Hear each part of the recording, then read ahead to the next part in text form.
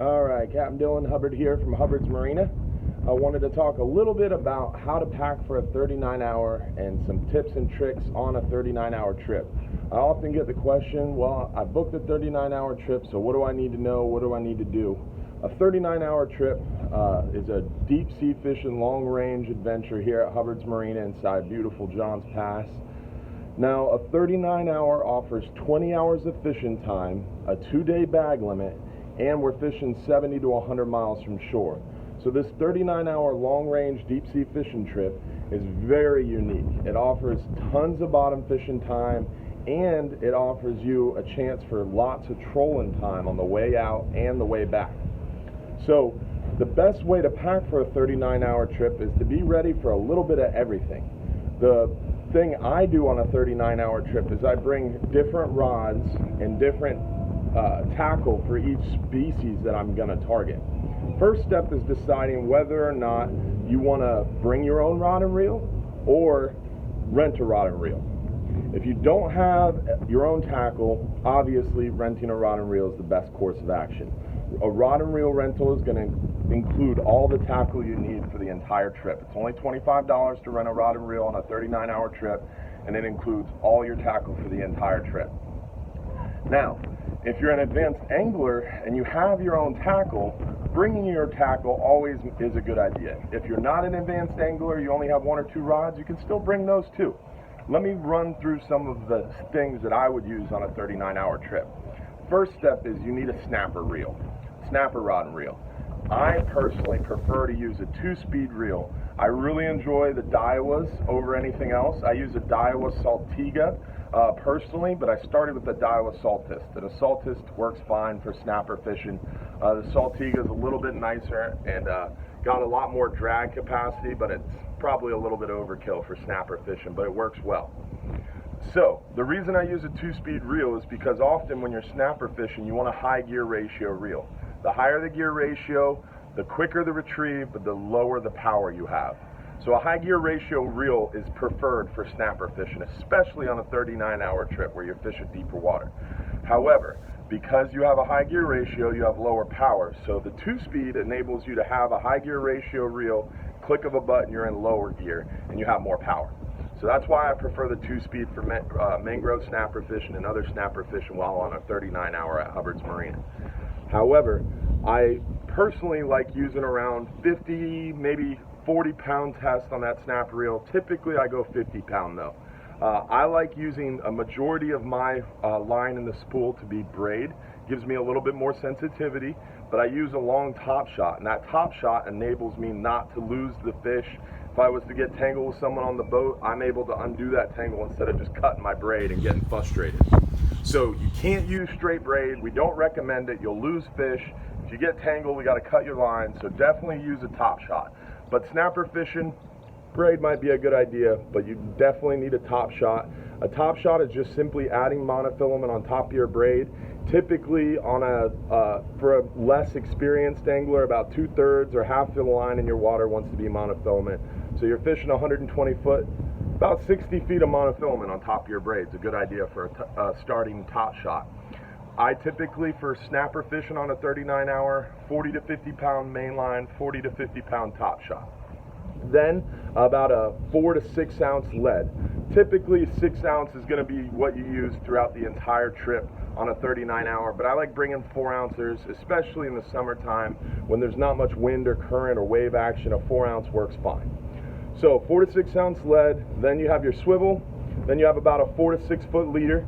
Typically I'm using fluorocarbon, especially for the mangrove snapper.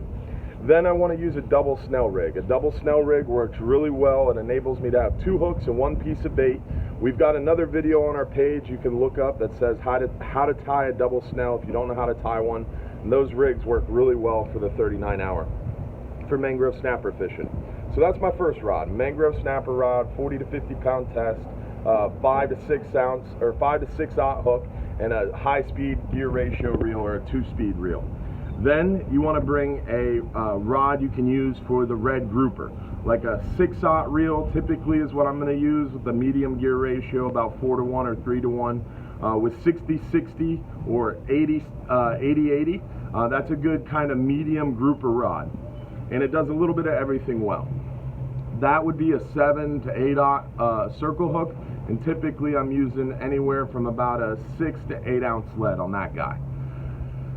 Then I have my big rod that I use for the big amberjacks, the big gags. That's going to be typically a 9/0 reel with a 100 to 125 pound test, the big old 12/0 hook, and those work really well for the big baits when I'm dropping down for a big fish like an amberjack or a gag grouper. Then you might even want a trolling rod. A trolling rod is going to be for the way out or in between spots during the day. A trolling rod needs to be at least a 9/0 reel. So your big amberjack rod you can use for trolling and for amberjack fishing if you set it up properly. Or you can use a 2-speed trolling reel. A 2-speed trolling reel is definitely preferred. The 2-speed again gives you more versatility. This is a bottom fishing trip, it's not a trolling trip. So the boat's not going to slow down for you. If you catch a little mackerel or something, we're going to keep going because most of the people on the boat want to get out there and go bottom fishing. So you need to be able to retrieve the mackerel or a decent smaller size kingfish while the boat's moving. If you get a big billfish and he's tail walking away from the boat, we'll slow down for that, all right? But most of the time you need to be prepared to retrieve your fish while the boat's moving. So a big 2-speed makes that really easy and simple. So you've got your snapper rod, your medium grouper rod, your large grouper amberjack rod, your trolling rig. You may or may not want a flatlining setup. Some people bring a flatlining setup, some people don't. I like bringing a little rod that I can use for flatlining and pitch baiting, because sometimes in the summertime we'll see the mahi-mahi, sometimes we get tuna up on the side of the boat, sometimes we see cobia, sometimes we see billfish. So a little pitch rod's a good idea, slash you can use it for flatlining as well. However, during, for example, red snapper season, you can leave that one at home because we're busier, you're not going to have a chance to flatline too much. But you never know.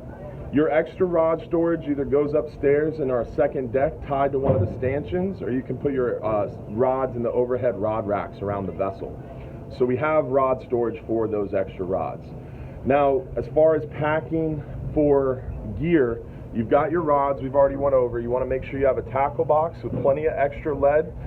You can break off quite a bit, so I would bring maybe 6 to 8 4-ounce leads, 6-ounce leads, 8-ounce leads, and maybe even some 10 and 12-ounce leads as well, especially when the current is running stronger around a full moon. You want to make sure you have plenty of hooks. About 6/0 hooks work really well for the mangrove, 7 to 8/0 hooks work well for the red grouper, and then big 10 to 12/0 hooks work well for the bigger gags and the bigger amberjack, much deeper.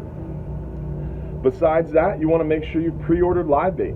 You must pre-order pinfish 48 hours in advance for us to have them for your trip. You're welcome to bring your own pinfish if you want to, that's fine, but if you don't pre-order pinfish, we don't have them.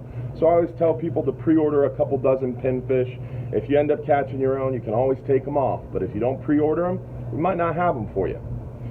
Then as far as what to pack to sleep, you want to pack like you're going camping for the weekend. I always tell people that means a sleeping bag, a pillow, maybe a sheet. That's going to be your stuff to sleep with.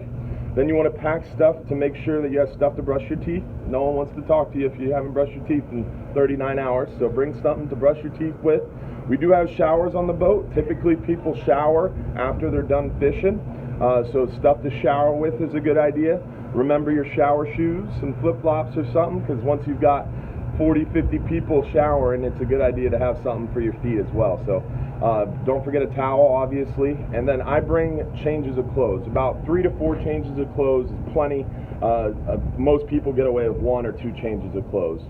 I prefer to wear fishing boots while I'm offshore, and then I'll bring tennis shoes along with me so I can wear tennis shoes throughout the day, or maybe the next day, or on the way out, whatever. You don't want any open-toed shoes. No flip-flops, no sandals, nothing like that. You can do so at your own risk. We're not going to tell you can't bring them, but no open-toed shoes. It's a fishing boat. There's lots of fish slime, hooks, stuff around the deck. Keep closed-toed shoes only, okay, guys? So fishing boots, tennis shoes, those are going to be your go-tos, all right? So we talked about what to sleep with, what to shower with, what to brush your teeth with. We talked about some tackle rod options for you. So those are the main things you want to bring when you go out on this 39-hour. One thing a lot of people forget, especially on their first trip, is a brine cooler. You want to bring a little six-pack cooler is what my dad calls it. Basically one of those coolers that would only fit a 6-pack of beer. Those small coolers are what you use to brine your bait. Brining your bait works really well, especially on a 39-hour. A lot of people will brine their bait on the way out, and the crew will be around, plus we'll have people on board to help you brine your bait. So if you have the cooler, you can prepare your bait. If you don't have a cooler, you're not going to prepare your bait. You're going to do that throughout the day on the fly. But a brine cooler really helps because it gets the outside of that sardine or thread fin really firm and gets the inside really juicy. So a brine cooler is always something I recommend to everybody going on a 39-hour or a 44-hour, okay? So we talked about tackle, stuff to sleep with, stuff to shower with. We talked about the brine cooler. As far as tips and tricks go, guys, one big thing is, let me figure out how to turn this bad boy around.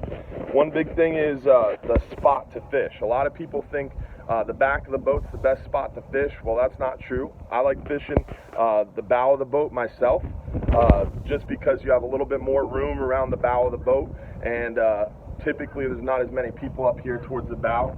But any spot along the side, there's no one spot on the boat better than any other. All right? You don't have to have a stern spot to troll. That's a common misconception. For trolling, I like using some Rapala lures. I like using a number 1 or number 2 planer with about 15 to 18 foot, about 60 to 80 pound monofilament or fluorocarbon, and a 6-inch king spoon for the first 25 to 30 miles trolling. Then once you're out into the blue water, 35, 40 miles plus, I like using a Rapala X-Wrap Magnum in the size 30 or size 40. The 20s work as well. That works out there in the blue water. We catch plenty of tuna, kingfish, billfish, a little bit of everything on those Rapala X-Wraps. The trolling skirts work pretty well too out there, so you could do a little bit of anything you want for the trolling. If you have more questions on trolling, check out our facts page or frequently asked questions page. There's a lot of information there about our trolling on these long range trips. What you don't want to bring: we don't allow any glass containers, no bananas, no illegal drugs, no firearms, and absolutely no alcohol. Also, no coolers larger than 48 quarts. You want to bring a 48 quart cooler or smaller, and that'll just be for your food, your drink. Maybe you want to bring some bait. That's what those coolers are for. No personal storage of fish. We're going to store your fish in our fish box. Your spot number is going to be your stringer number. On a 39, 44, 63 hour, your spot number is your stringer number. The spot you book is also your live well number. Your live wells, everybody gets a personal live well. Whether you pre-order bait or not, your live well can hold up to 4 dozen baits. So your spot 30, your live well 30. If you're spot 10, your live well 10. Very important. As far as the bunks go, bunks 1 through 24 are downstairs in the air-conditioned cabin. Bunks 25 and above are in the upstairs open-air cabin. I prefer the open-air cabin towards the back. Or the higher numbers, 55 and 56 are right up against the cabin where the captain and crew sleep. They're a little bit bigger. For my big behind, I like sleeping up there in 55 and 56. Or spots or bunks 51, 52, 53, and 54 are at the stern of the top deck. They get a lot of good breeze and airflow, so I like those bunks as well. Or you can go downstairs in the air-conditioned cabin. But I don't like going down there because most of the time that cabin's full.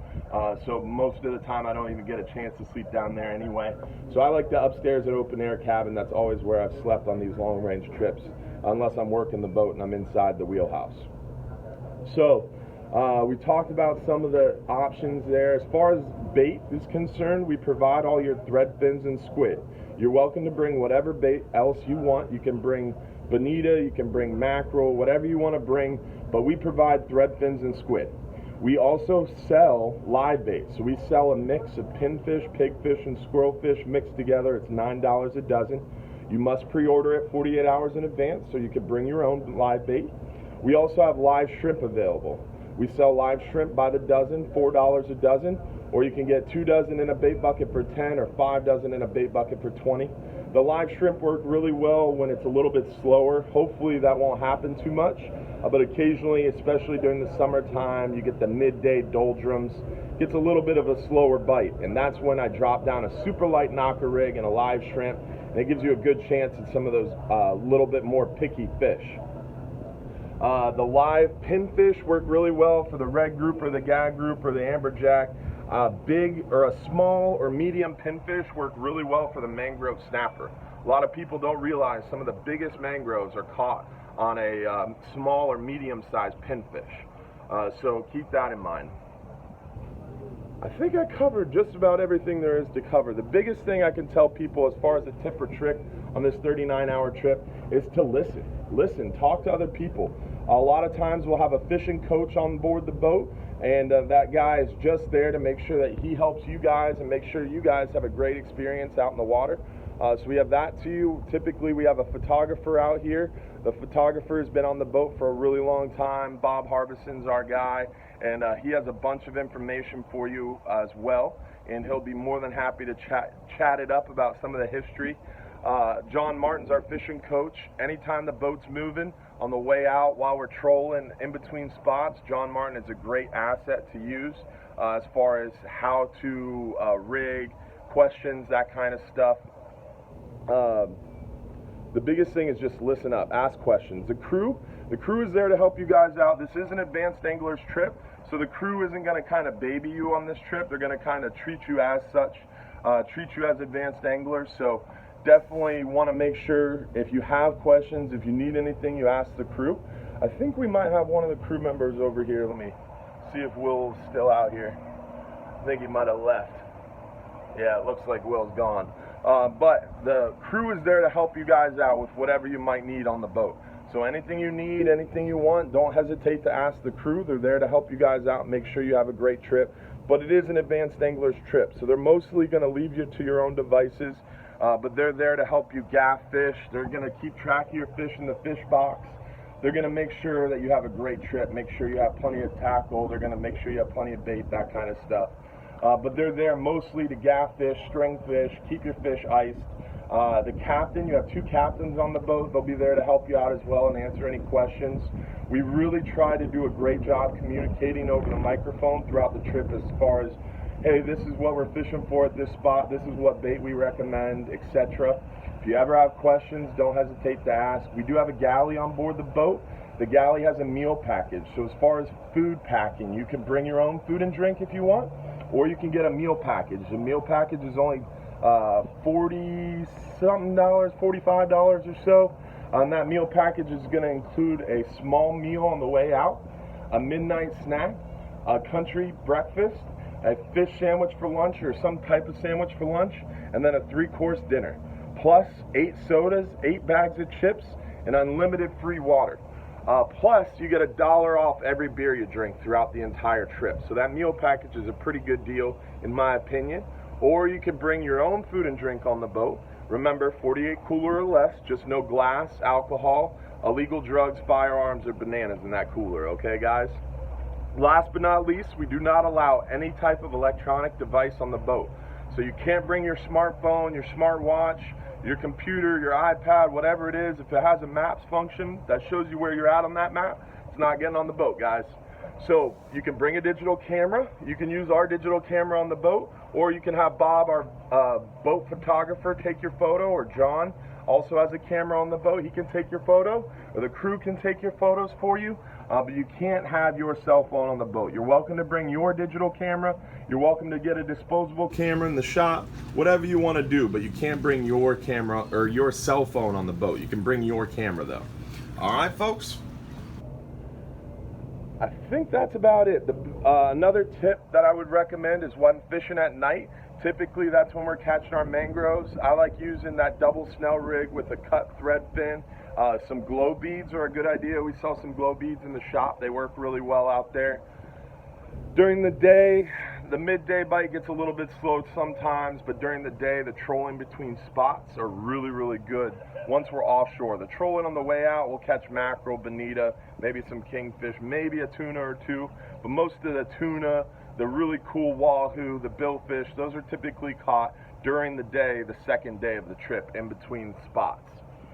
Big tip I can recommend on a 39-hour, guys, is get some sleep. Often people will troll the whole way out, drink beer, hang out, party on the way offshore, and then we start fishing 1 a.m.